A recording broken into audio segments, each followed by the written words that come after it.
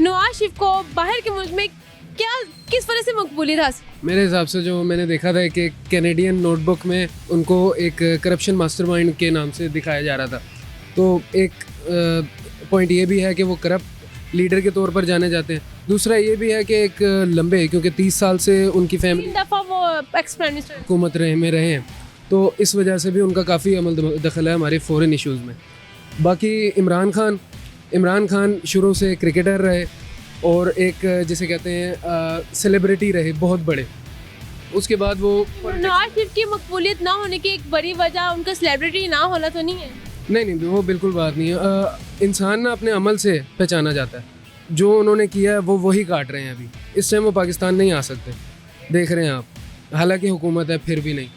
और इमरान खान है वो लाहौर में फिर रहे हैं, तो एक बड़ा फ़र्क है ये इस अच्छा, ये तो हमने कर ली नवाज शरीफ की। ज़रदारी साहब को भी आपने थोड़ा टच अंदर दे लिया, वो किस लिए जाने जाते हैं? ये तो बिलावल भुट्टो को कोई बात जानता है?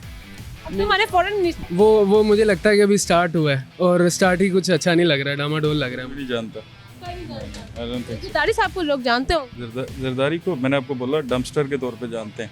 उसने मिलियंस ऑफ डॉलर्स अपने कसिनो में उड़ा दिए, स्टेट्स में उसको इस हिसाब से जाना जाता है।